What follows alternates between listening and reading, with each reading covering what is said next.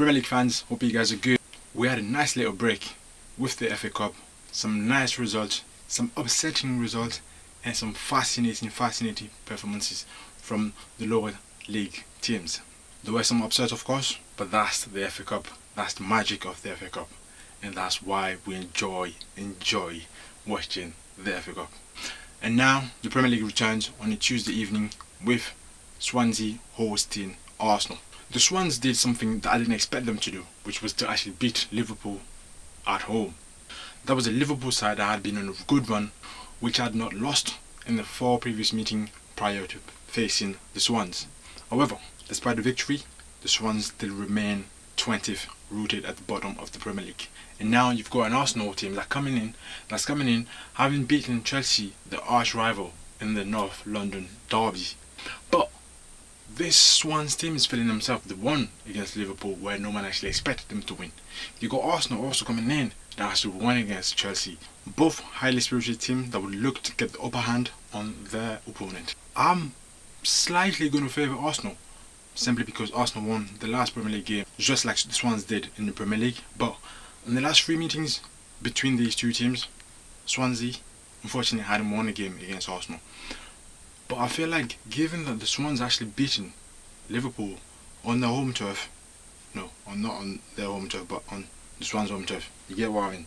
But given that that was the result, that the Swans were able to get massive 3 points for them, I feel like they'll be able to pull off, not an upset, but manage at least a point out of an Arsenal team that perhaps is playing really well. Playing really good football at the moment. Yet I still believe that the Swans can actually put up a fight and actually manage to get a point. Arsenal, Swansea, for me it's going to be a draw, people. Next we've got West Ham going against Crystal Palace. The Hammers going to this game are unbeaten in the last 5 games. On the other side you got Crystal Palace that lost, although they lost back-to-back games against Arsenal in that same stretch, they haven't actually lost to anyone else. So you could say that they also have a good run of form at the moment. This I believe is going to be a very good game, especially you've got the Hammers right now playing really good. They're playing good football. You got Crystal Palace also coming in. They're also doing their business, trying to stay up there, trying to find ways to stay far away from the bottom 3. So it's going to be highly spirited. I'm going to go for the Hammers playing at home. Marko Arnautovic has been on form. The Hammers are going to do what they need to do and get the 3 points. Hammers win. Liverpool at Huddersfield. The first meeting was actually a win for Liverpool, who actually managed 3-0 at Anfield. This time you're going against a team that actually has 3 straight losses in a row. Although Liverpool themselves actually lost the last Premier League game to the Swans, Liverpool has yet to lose back-to-back games under Jurgen Klopp, and that dates back to 2015. So could Liverpool go back to the winning ways? I'm slightly skeptical. I'm going to go for a draw. Liverpool at Huddersfield is going to be a draw, people. On a Wednesday we've got Chelsea going against Bournemouth. Chelsea have won the last 4 out of 5 meetings between these two teams. Bournemouth, on the other hand, has yet to lose in the last 5 games. But Bournemouth so far this season has yet to also win a game in a Wednesday.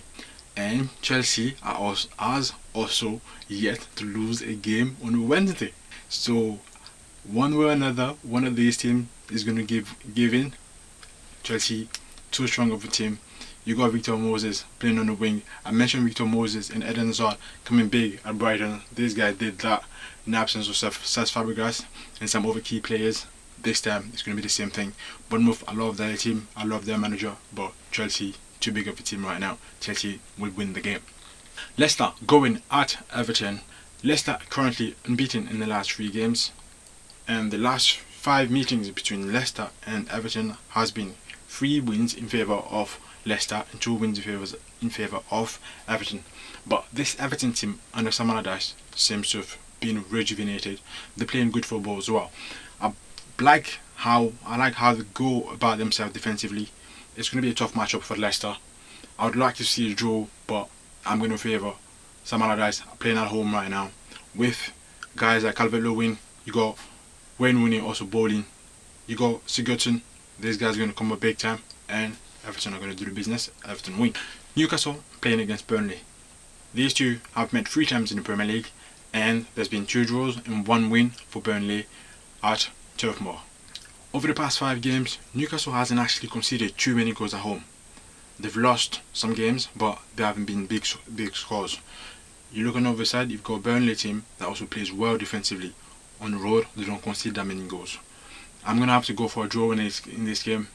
I don't see exactly where the spark is going to come from either of these 2 teams, but you never know with Newcastle playing at home. They could manage a last-minute win. It's going to be a tough one, but I'm going to go for a draw between the Toon and the Clarets. Southampton going against Brighton.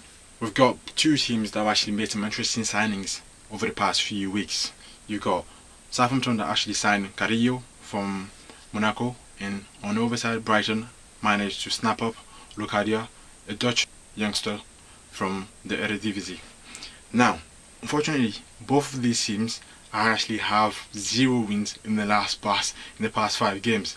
So we shouldn't really expect much from these guys, but you never know. It's the Premier League. It's an exciting league, and you never know what you might get. I'm going to go for Southampton playing at home right now to do the business. They've got guys that can actually turn up big time. I'm going to go for Southampton to get a win. Brighton, they could literally put up a fight, but it's going to be a tough one. I'm going to go for Southampton to win this game. Manchester City going against West Brom. City, over the past 16 meetings between those 2 teams, have managed 15 wins and 1 draw. West Brom have made a good signing in loaning Daniel Sturridge from Liverpool. Would they be able to actually provide some spark in that team? You never know. It's City. 15 wins. That is the fact that you cannot dismiss. City are going to do the business. West Brom, he might turn up, put up a fight. It's going to be a tough one. The citizens are out there to win the title. City to win, people. Stoke going against Watford. The last 5 meetings have gone in favour of Stoke, who have managed 4 wins and 1 win for Watford. You've got 2 new managers going at it in this game. Paul Lambert into his 2nd game and Javi Gracia into his 1st game. It's going to be an interesting matchup. I don't know if Javi Gracia will be able to actually get his message across on time in order for these guys to go out there and play. But the thing about having a new manager can actually boost the morale of the team, and that's the thing about football. Often enough, you just need that moment where you feel like, right, we can go back on track and we can go back to our winning ways and literally change your season. Would that be the case with Javi Gracia? You never know. But Paul Lambert, last week I went against him. Fortunately, he proved me wrong and he won his 1st game. Would he be able to do that against this time? I believe he can. And I'm going to go for Stoke playing at home to do the business against Watford.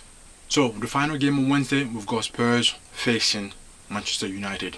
The last meeting between Spurs and United was actually a win for United. However, the last time Spurs actually hosted Manchester United, Spurs actually came victorious. Harry Kane is on 99 goals. Unfortunately for Harry Kane, 26 players on 99 goals have actually never managed to score their 100th goal against Manchester United. I'll repeat that statistic again. 26 players on 99 goals in their entire careers facing Man United have never been able to get their century against Manchester United. However, Harry Kane is no ordinary striker. Harry Kane is a dog. Harry Kane does business. Harry Kane scores goals for fun, and I believe he's going to get his century against Manchester United. Are they going to win the game? Highly unlikely, seeing how well United play defensively. But I'm going to go for a draw. Both teams to score. It's going to be a very, very eventful game. But Spurs and United, it's going to be a draw. That's my final prediction. Let me know what you guys think in the comment section, and make sure you stay posted. And as usual, do subscribe for more content, and take care, people. I'll see you next time. Peace.